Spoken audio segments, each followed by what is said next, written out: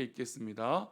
내가 갱그리아 교회 일꾼으로 있는 우리 자매 베베를 너희에게 추천하노니. 아멘. 기도하겠습니다. 하나님, 오늘도 우리에게 은혜를 주셔서 귀한 아침을 깨우고 또 기도할 수 있는 자리로 우리를 허락하여 주셔서 감사합니다.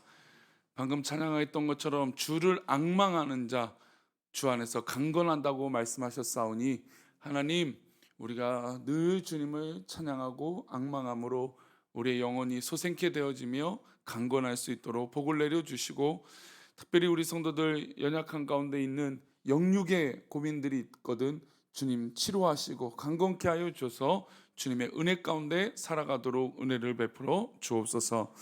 범사에 감사하여 예배 나와 드리는 예물이 있고, 또한 하나님 1,000번째 기도의 제단을 쌓으며 하나님 앞에 드려지는 예물이 있사오니 주님 인도하시고 축복하여 주옵소서. 말씀 가운데 함께 하실 것을 믿사오며 거룩하신 예수님의 이름으로 기도 올리옵나이다. 아멘. 이제 로마서 16장은 이제 바울 사도가 로마에 가지는 실제로 로마에 가지는 않았지만 로마의 편지를 쓰면서 그 로마 교인들에게 있었던 어떤 그런 고민들, 특별히 믿음의 문제들을, 또 신앙의 정립들을 쭉 서신을 통해서 그 믿음을 재원하고 또 말씀을 통해서 깨닫게 하고, 그 다음에 이제 12장부터 어떻게 신앙의 삶을 살 것인가 라고 해서 이제 12장부터 15장까지의 말씀이 나옵니다. 근데 16장에는 이제 이 로마서를 마무리하면서 자신과 함께 했던 동역자들 그 이름들을 거론하면서 우리가 어떻게 사역했는지, 또 어떤 사람이 나와 동역했는지 이름을 거론합니다. 이런 동역자를 이름을 거론한다는 건 바울 사도한테 굉장히 큰 의미였습니다. 우리가 잘 알다시피 바울 사도하면 그냥 신약의 절반을 정말 신약의 대부분을 기록했다고 해도 과언이 아닌 위대한 사역자이고, 또 그가 복음을 전파했던 어떤 그런 이 여정들 거리들만 따져도 정말 대단한 복음 사역자라는 것을 우리가 잘 알고 있습니다. 근데 바울 사도가 기록한 서신서들을 보면 바울 사도가 혼자서 그 사역들을 감당했다라고 말할 수 없죠. 본인 스스로 함께했던 사역자의 이름을 열거하면서 그들에게 문안을 합니다. 또 그들에게 칭찬을 하고, 또 그들이 있었기 때문에 이 사역을 감당했다라고 이야기들을 하는 것이죠. 즉 그렇게 위대한 바울 사도 역시 동역자 없이 가능하지 않다라는 겁니다. 세상은 독불 장군으로 혼자서 이 세상을 또 자신의 인생을 살아갈 수 없습니다. 함께 동역하고 또 함께 살아가는 의미가 분명히 있다라는 것이죠. 우리에게 만약에 적대감이라고 하는, 그러니까 정말 문제가 있거나 어려움이 없다면 대부분이 같은 직업을 갖고 있는 사람을 반깁니다. 또 같은 취미나 운동을 하는 사람을 만나면 굉장히 반갑죠. 그래서 좀 서먹하더라도 어떤 운동을 같이 할 줄 안다, 또 어떤 취미, 예를 들어 등산, 낚시, 이런 취미들이 만약에 공유가 되고 같다라고 하면 순식간에 그 어색했던 분위기가 걷어지고 가까워지는 것을 보게 됩니다. 그 운동은 그렇게 하는 것인데 너무 재밌었다. 어떤 특별한 선수, 축구 선수 중에 유명한 축구 선수 그 사람 아느냐면 안다면 갑자기 대화가 편해지죠. 같은 길을 걸어간다는 건, 같은 것을 공유한다는 건 이렇게 큰 힘이 있습니다. 믿음의 길도 마찬가지죠. 우리는 천국을 가는 함께 걷는 순례자이고 동역자입니다. 하나님 한 분을 섬기며 성령 안에서 믿음의 길을 걸어가는 형제 자매들인 것이죠. 어떻게 보면 때로는 친척보다도 가깝고 형제 가족들보다도 가까운 게 우리 믿음의 형제들입니다. 같은 길을 걷고 있다는 영적인 동일성이 우리를 강하게 묶어주는 것이죠. 그래서 말씀드린 대로 바울 사도는 서신서, 특별히 로마서를 마무리하면서 이 동역자들의 이름을 거론합니다. 그렇게 동역자의 이름을 거론한 건 정말 가족보다도 가깝고 어떻게 보면 정말 이 길을 거는 거에 있어서 이 사람들 없이는 자신이 할 수 없음을 고백했기 때문이에요. 바울이 문안을 나누는 인사하는 사람들의 이름을 좀 몇 명을 좀 이야기를 해보고 싶습니다. 우리 1절과 2절을 먼저 볼까요? 우리 2절 말씀입니다. 함께 읽겠습니다. 시작. 내가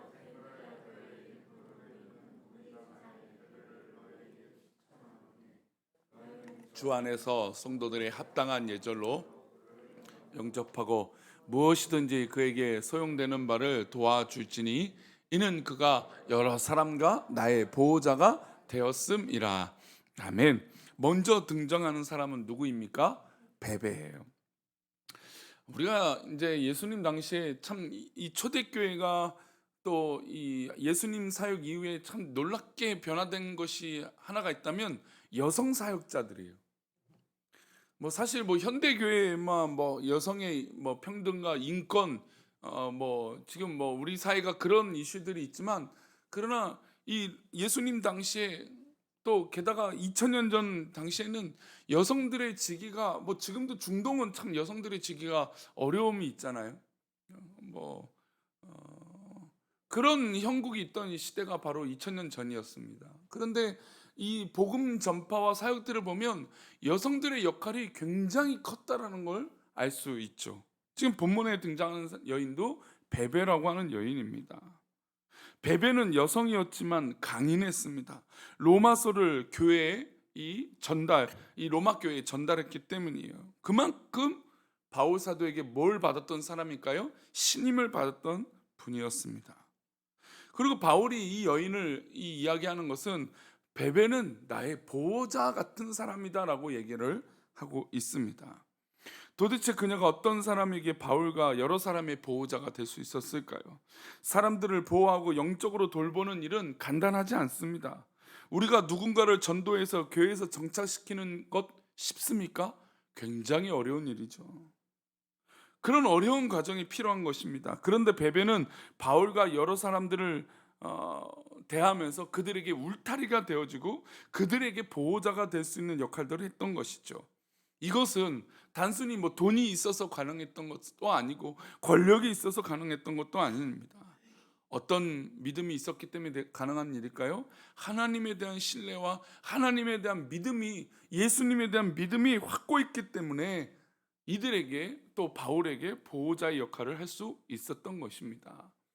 우리가 때로는 어렸을 때 부모님의 신앙을 본받고 부모님이 하셨던 어떤 그런 신앙의 모습을 보고 배웁니다. 뭐 신앙뿐만 아니라 부모님의 여러 가지 모습을 보고 배우는 것이죠. 즉 바울 사도가 이 베베의 모습을 보고 보호자처럼 느꼈다는 건 베베는 언제든지 바울 사도에게 부모와 같이 믿음의 중심을 잡아줬던 사람이었다는 것이죠. 편지를 들고 간 베베는 로마 교회 성도들의 환대를 받았습니다. 베베와 로마 교회 성도들은 바울 사도 역시 한 번도 이전에 이 로마서를 기록할 때 만나본 적 없는 것처럼 베베 역시 만난 적이 없습니다. 근데 그들은 서로 기쁨이 있었어요. 왜 그럴까요? 바로 믿음이라고 하는 공동점이 있었고, 베베는 그렇게 기둥과 같이 보호자 같은 신앙의 모습이 그들에게 도전이 되었기 때문이에요.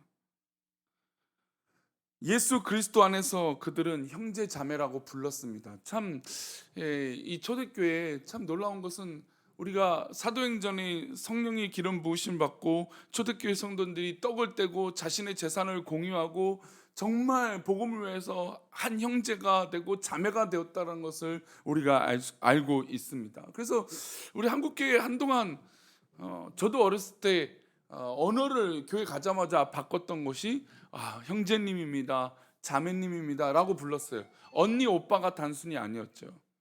뭐 형, 누나, 동생이 아니었습니다.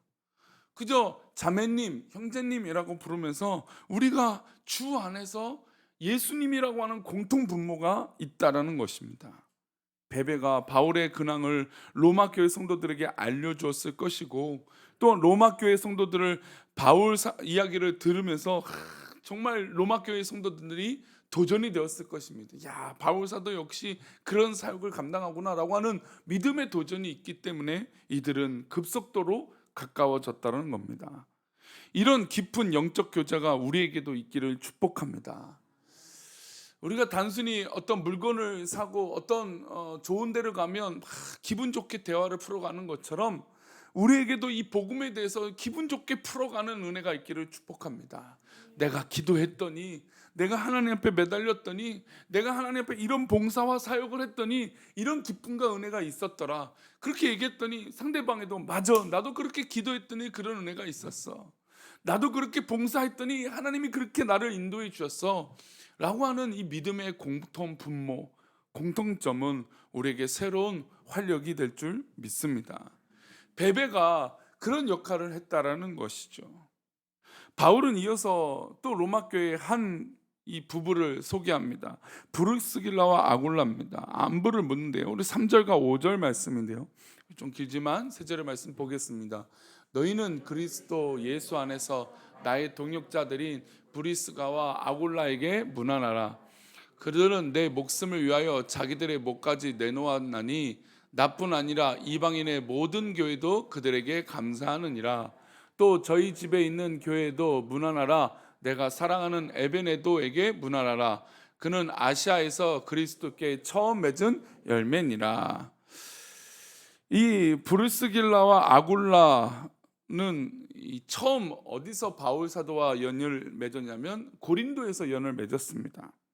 바울이 2차 선교 여행 때 유럽으로 갔고 아가야 지방 고린도에서 브루스길라와 아굴라를 처음 만났어요. 그들은 같은 생업, 즉 천막을 만드는 공통점이 있었습니다. 근데 이 두 사람은 바울을 통해서 새로운 세상을 보았고 바울도 그들을 통해서 성도와 동역한다는 것을 배웠습니다. 그 얼마나 이 동역의 첫 기쁨을 누렸습니까? 그래서 이때부터 브루스길라와 아굴라는 바울의 일생의 동역자가 됩니다. 그래서 3차 선교 여행을 떠나고 에베소로 결정하고 선교 보고를 위해서 안디옥을 가는데 그때 브루스길라와 아굴라를 에베소를 먼저 개척하고 사명을 감당하게 했던 인물들입니다.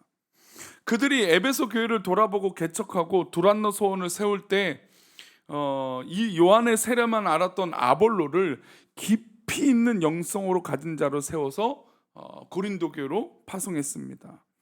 바울은 그들과 에베소에서 동역하다가 로마 선교의 비전을 품습니다. 그때 누구를 먼저 보냈냐면 바로 브리스길라와 아굴라를 로마로 먼저 보내게 됩니다. 그래서 사도행전을 보면 마지막에 이 바울 사도가 로마로 가는데 그들을 맞이했던 사람이 바로 브리스길라 아굴라예요. 그러니까 이 바울 사도의 이 먼저 보내고 또 사역을 먼저 이렇게 시작했던 인물들이 바로 이 브리스길라와 아굴라였던 것이죠. 그래서 로마서의 마무리 기록하면서 누구에게 문안합니까? 로마에서 사역하게 만들었던 이 브리스길라 아굴라를 문안하는 것이죠. 바울이 브리스길라와 아굴라를 언급할 때 그들은 나의 이방인의 여러 교회와 성도들을 위해서 자신의 목숨까지도 내놓았다고 얘기하고 있어요. 자, 4절 말씀 한번 다시 볼게요. 이들이 어떤 역할을 했는지. 전 말씀 4절 말씀입니다. 그들은 내 목숨을 위하여 자기들의 목까지도 내놓았나니 나뿐 아니라 이방인의 모든 교회도 그들에게 감사하니라. 그러니까 바울 사도에게 뿐만 아니라 모든 교회들에게 자신의 목숨을 아끼지 않고 그 사역을 감당했던 것이죠. 실제로 로마에서 사역할 때 로마는 얼마나 핍박이 막 불길듯 일어나기 시작하지 않았습니까? 그런데 그 불길듯 일어나는 그 핍박을 피해서 또 때로는 정말 그 핍박을 정면 돌파하면서 그 사역을 감당했던 것이죠. 그래서 바울 사도는 그것을 익히 들었어요. 아, 이들이 목숨을 걸고 이 일을 하고 있구나. 이들이 지금 장난을 치고 있는 것이 아니구나. 그래서 그들에게 먼저 칭찬을 하고 기쁨으로 그들에게 안부를 전한 것입니다. 바울은 브리스길라와 아굴라 같은 사람, 베베바 같은 일생의 동역자들과 함께 복음을 전한 어떻게 보면 행복한 사람이었습니다. 우리도 하나님 한 분만 바라보면서 뚜벅뚜벅 믿음의 생활을 하다 보면 나를 돕는 사람을 만날 것이고 또 내가 도와야 될 사람을 만날 것입니다. 수십 년 동안 신앙생활을 했는데 마음을 나눌 사람 한 명 없다면 우리는 우리의 믿음을 한번 고민할 필요가 있어요. 뭐 잘못 믿음의 삶을 살았다라고 말씀드린 것이 아니라 내가 내 믿음을 나눌 수 있는 믿음의 동역자가 있다라는 것은 그만큼 기쁘다라는 것이죠. 자, 바울은 루포와 그의 어머니에게도 문안합니다. 13절 말씀 한번 보겠습니다. 함께 읽겠습니다. 주 안에서 택하심을 입은 루포와 그의 어머니에게 문하라. 그의 어머니는 곧 내 어머니라. 참, 이게 로마서의 마무리, 나의 어머니와 같은 또 인물을 거론하면서 이 로마서의 마무리를 하고 있습니다. 어떻습니까, 성도님들? 위대한 바울 아닙니까? 참 대단한 바울이고, 실제로 베드로는 유대인의 신앙의 아버지라고 한다면 바울 사도는 이방인의 신앙의 아버지고, 주님도 그렇게 베드로와 바울을 구분하여서 사용하셨습니다. 물론 베드로도 이방인에게 복음을 전파했고 바울도 유대인에게 복음을 전파했습니다. 그러나 상징적인 이 두 사람을 그렇게 하나님은 이 중심에 두 축을 두시고 초대교회 사역을 이루신 것을 봅니다. 그런데 어쨌든 이 베드로는 베드로뿐만 아니라 바울 사도 역시 어마어마하게 그 사역을 감당하지 않았습니까? 바울 사도하면 정말 뒤늦게 복음을 듣고 예수님을 만나서 완전히 고꾸라져서 그 위대한 여정을 하지 않았습니까? 사실 사도행전 초반은 베드로와 초대교회 또 12사도의 사역들이 또 초대교회 집사님들의 이야기들이었다면, 그 후반은 거의 대부분 바울 사도의 이야기였습니다. 그 위대한 바울 사도가 그의 사역에 누가 없으면 안 됐다고요? 동역자가 없었으면 안 되는 것이죠. 그래서 교회는 목사 혼자 사역하는 것이 아니고, 또 교회는 어떤 특정한 사람 한 사람으로 교회가 되어지는 것이 아니에요. 왜 아니냐? 우리가 함께하는 동역자가 이 새벽에 이렇게 있기 때문이에요. 우리 기도하는 동역자 여러분, 우리가 앞으로 우리 교회가 어떻게 하나님 앞에 쓰임 받을지 기쁨으로 동역하고 기도하기를 축원합니다. 저 또한 성도님들이 있기에 함께 동역함이 즐겁고, 또 우리 성도님들도 이 목사가 있기 때문에 즐겁게 동역하는 기쁨이 있기를 축원합니다. 또한 옆 사람이 있기에, 또 앞 사람이 있기에, 뒷 사람이 있기에 우리가 이렇게 함께 동역하고 기도하는 이 바울 사도와 같은 기쁨이 우리 가운데 있기를 축원합니다. 기도하겠습니다. 하나님, 오늘도 이 새벽에 이 아침에 정말 하나님 앞에 기도하며 나아가는 것은 우리의 고민과 우리의 기도 제목도 있지만, 그러나 우리가 하나님의 나라를 위하여 이렇게 동역하는 은혜가 있기 때문에 이 자리에 서 있습니다. 이 믿음의 동역자요, 믿음의 일꾼이요, 믿음으로 함께 쓰임받는 우리 믿음의 공동체, 우리 귀한 성도들 위해 하나님 함께하여 주시고 주님의 은혜가 넘치게 하여 주셔서 하나님, 우리 함께 이 믿음의 길을 걸어가는 부족함이 없도록 주님 역사하여 주옵소서. 오늘도 우리의 기도를 들으시고 인도하여 줘서 하나님, 우리 앞에 우리가 함께 걷는 이 길에 어려움 당하지 않게 하시고 늘 기쁨과 감사가 넘칠 수 있는 은혜의 동반자가 되어질 수 있도록 복을 내려 주옵소서. 함께 하실 것을 믿사옵고 거룩하신 예수님의 이름으로 기도 올리옵나이다. 아멘. 하늘에 계신 우리 아버지,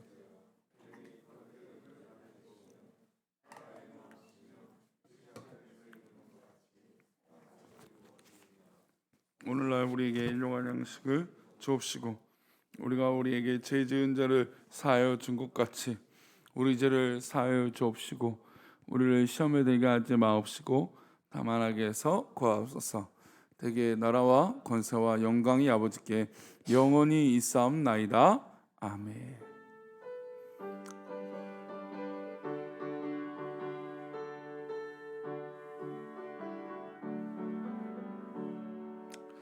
오늘도 말씀을 기억하면서 믿음의 동역이요, 믿음의 일꾼으로 쓰임받는 그런 기쁨의 기도가 가득 넘치시고 각자 기도하시다가 돌아가시도록 하겠습니다. 함께 기도하겠습니다.